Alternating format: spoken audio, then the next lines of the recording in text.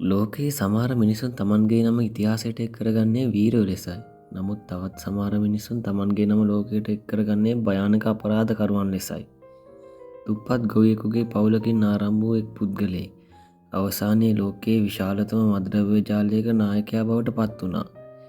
ඔහුගේ නම ජොઆකින් ගුස්මාන්. නමුත් ලෝකයේ ඌව හඳුනන්නේ එල් චාපෝ ලෙසයි. අද අපි බලමු කොහොමද සාමාන්‍ය පවුලක උපන් පුද්ගලයෙක් ලෝකයේ බලවත්ම අපරාධකරුවෙක් බවට පත් වුණේ කියලා. ටිකටම වීඩියෝ එකත් එක්ක රැඳිලා ඉන්න. ජොઆකින් ගුස්මාන් උපත ලැබුවේ 1957 වසරේ මෙක්සිකෝවේ සිනලෝ ප්‍රදේශයේදීය. ඔහු හැදී වැඩුණේ ඉතා දුෂ්කර පරිසරයක. ඔහුගේ පවුලට විශාල ආර්ථික අපහසුතා තිබුණා. කුඩා කාලයේ සිටම ඔහු මුදල් සහ බලය ලබා ගැනීමට උනන්දු වුණා.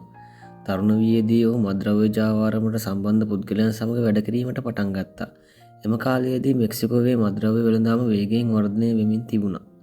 ගුස්මාන් මේ ලෝකයේ තිබුණු අවස්ථා හඳුනාගෙන තමන්ගේ බලය වැඩි කරගන්න පටන් ගත්තා.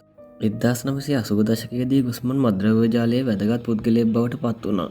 ඔහුගේ විශේෂත්වය වුණේ සරල නමුත් ඉතා සංවිධානාත්මක ක්‍රම භාවිතා කිරීමයි. ඔහු මද්‍රව්‍ය ප්‍රවාහනය සඳහා විවිධ මාර්ග සහ ජාලා නිර්මාණය කළා. කාලයක් සමග ඔහු සිනලෝ කාටල් නම් අපරාධ සංවිධානයේ ප්‍රධාන නායකයෙක් බවට පත් වුණා. මෙම සංවිධානය ලෝකයේ විශාලතම මද්‍රව්‍ය ජාලයක් ලෙස ප්‍රසිද්ධ වුණා. ඔහුගේ බලය වැඩි වෙද්දී ඔහු අල්ලා ගැනීමට නීතිය ක්‍රියාත්මක කරන ආයතන වලට විශාල අභියෝගයක් වුණා. ගුස්මාන්ගේ නම ලෝකයට ප්‍රසිද්ධ වුණේ ඔහුගේ විශාල ජාලය නිසා. ඔහුගේ සංවිධානය ඇමරිකාව ඇතුළු රටවල් ගණනාවක මද්‍රව්‍ය සැපයූ බවට චෝදනා එල්ල වුණා. ඇමරිකානු බලධාරීන් ඔහු ලෝකයේ වඩාත්ම සොයන අපරාධකරුවන් අතරට ඇතුළත් කළා. නමුත් ගුස්මාන් වසර ගණනාවක් පොලිසියෙන් සහ ආරක්ෂක අංශවලින් බේරී සිටියා. ඔහු ගැන කතා කරන විට බොහෝ දෙනා සඳහන් කරන්නේ ඔහුගේ රහසිගත ජීවන රටාව සහ පලා යාමේ හැකියාව ගැනයි.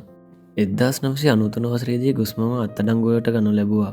ඔහු වසර ගණනාවක් සිරගතව සිටියා. නමුත් 2001 වසරේදී ඔහු සිරගෙන් පලා ගියේ ලෝකයම පුදුමයට පත් කරමින්. මෙම සිදුවීමෙන් පසු ඔහු නැවතත් මෙක්සිකෝවේ සොයන පුද්ගලයෙක් බවට පත් වුණා.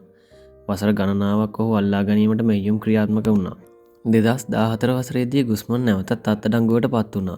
නමුත් 2015 වසරේදී ඔහු තවත් වරක් සිරගෙන් පලා ගියා.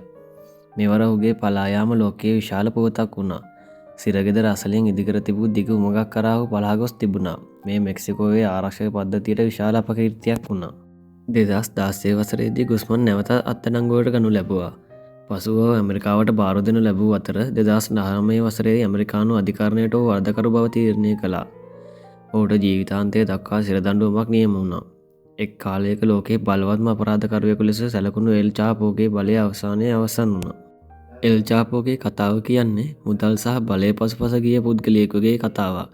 ඔහු ලෝකයේ විශාලතම අපරාධ ජාලයක් නිර්මාණය කළත් අවසානයේ නීතියෙන් ගැලවීමට නොහැකි වුණා. එම කතාව අපට පෙන්වන්නේ එක දෙයක්. අපරාධයෙන් ගොඩනගන බලය කොතරම් විශාල වුණත් එයට අවසානයක් තිබෙන බවයි.